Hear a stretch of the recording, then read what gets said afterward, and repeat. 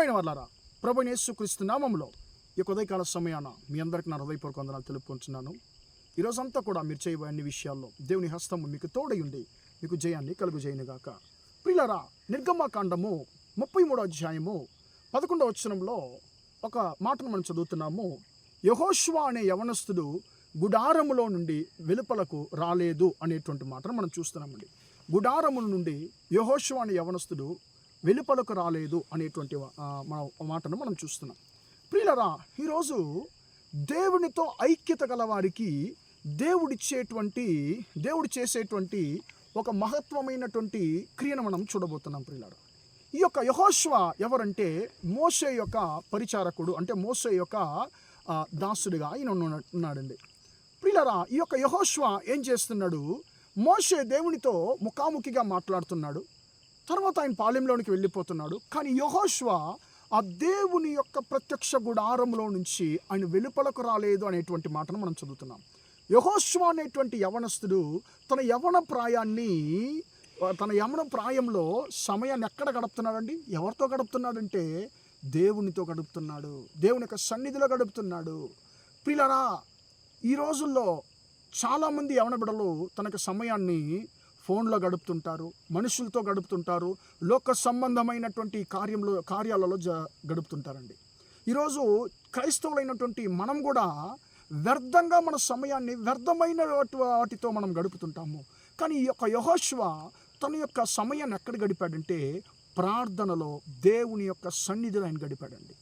ప్రియులారా, ఇందువల్ల ఆయనకు దేవుడు చేసినటువంటి ఒక గొప్ప క్రియ ఏంటంటే వేరే ఎవరి జీవితంలో కూడా, వేరే ఎవరిని గురించి కూడా ఆ మాట పరిశుద్ధ గ్రంథంలో రాయబడలేదండి.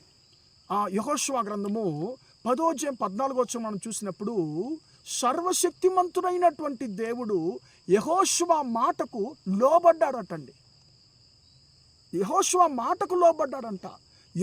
ఇలాగా సర్వశక్తిమంతుడైనటువంటి దేవుడు ఒక మనిషికి లోబడినటువంటి, ఒక మనిషి యొక్క మాట విని క్రియ జరిగించినటువంటి తమిళ బైబిల్ ఎలాగుందంటే, ఆ సర్వశక్తిమంతుడైనటువంటి దేవుడు ఒక మనిషికి లోబడినటువంటి అలాంటి ధనము దానికి ముందు లేదు, దానికి వెనక కూడా లేదు అనేటువంటి మాట రాయబడిందండి. ప్రియులారా, సర్వశక్తిమంతుడైనటువంటి దేవుడు ఆయన మనుషుల యొక్క ప్రాణమును తన యొక్క గుప్పిటిలో పెట్టుకుని ఉండేటువంటి దేవుడు అండి. మనుషులను మన్నుతో చేసినటువంటి దేవుడు. కానీ సర్వశక్తిమంతుడైనటువంటి ఆ దేవుడు మన్నైనటువంటి మనిషికి లోబడ్డాడని చెప్పి యెహోషువ గురించి మాత్రమే రాయబడి ఉందండి.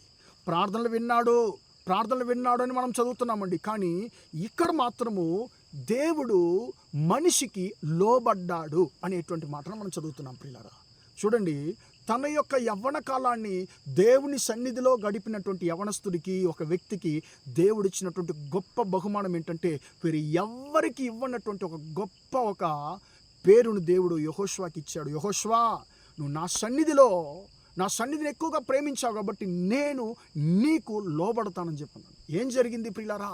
ఆయన 5 రాజులతో గొప్ప సైన్యంతో యుద్ధం చేయాల్సిన పరిస్థితి యెహోషువకు వచ్చినప్పుడు ఆయన దేవునితో మాట్లాడి సూర్యునికి, చంద్రునికి ఆజ్ఞాపిస్తున్నాడు, సూర్యుడా నువ్వు అస్తమించకూడదు అని చెప్పి. ప్రియులారా, ఆ రోజు అంతా, ఎందుకంటే సూర్యుడు కానీ అస్తమించి చీకటి అయిపోతే ప్రియులారా యుద్ధం చేయకూడదు, యుద్ధం ఆపేయాలి. కాబట్టి ఈయన గెలవాలంటే ఇప్పుడు ఏం చేయాలి? సూర్యుడు అలాగనే ఉండాలి, ఆ పగటి వేళ వెళ్ళిపోకూడదు, గడిచిపోకూడదు. అప్పుడు ఏం చేస్తున్నాడు ఈయన? సూర్యునికి ఆజ్ఞాపిస్తున్నాడు, సూర్యుడా నువ్వు అస్తమించకూడదు అని చెప్పి. ప్రియులారా, ఒక రోజంతా కూడా సూర్యుడు అలానే మధ్యాకాశంలో అలానే ఆగిపోయినట్లు మనం చూస్తున్నామండి. ప్రియులారా, దేవుడు యుద్ధం చేశాడు తన ప్రజల కొరకు అనేటువంటి మాట కూడా అక్కడ రాయబడింది. ప్రియులారా, ఎవ్వరు కూడా ఇలాంటి ఒక క్రియను చేయలేదండి. మోషే ఎర్ర సముద్రాన్ని చీల్చాడు అని ఉంది, కానీ మోషే ప్రార్థించి సూర్యుని, చంద్రుని ఆపాడు అనేటువంటి మాట రాయబడలేదండి. వేరే ఎవరికి కూడా ఈ కృప లేదు. కానీ దేవుని సన్నిధిలో తన సమయాన్ని గడిపినటువంటి, దేవుని యొక్క సన్నిధిని ప్రేమించినటువంటి ఒక వ్యక్తి సూర్యుని, చంద్రుని కూడా ఆపగలడు. అలాంటి గొప్ప కృపను యెహోషువకు దేవుడిచ్చాడు. యెహోషువ యొక్క మాటకు దేవుడు లోబడ్డాడు. ప్రియమైన దేవుని బిడ్డలారా, మీరు కూడా దేవుని యొక్క సన్నిధిలో మీకు సమయాన్ని గడిపినప్పుడు మీ ద్వారా కూడా దేవుడు ఊహించలేని గొప్ప క్రియలు జరిగిస్తాడు. మీ జీవితంలో దేవుడు ఊహించలేని గొప్ప క్రియలు జరిగిస్తాడు. కాబట్టి ఈరోజు మనం ఒక నిర్ణయాన్ని తీసుకుందాము. అయ్యా, నేను కూడా యెహోషువ వలె నీ సన్నిధిలో సమయాన్ని గడపడానికి నా కృప దయచేయ్యా అని చెప్పి మనం అడగదామా? ప్రార్థన చేద్దాం. ప్రేమగల మా తండ్రి, దయగల దేవా, ఇంతవరకు ఈ మాటలు విన్న మీ బిడ్డలు మీరు దీవించండి, ఆశీర్వదించండి అయ్యా.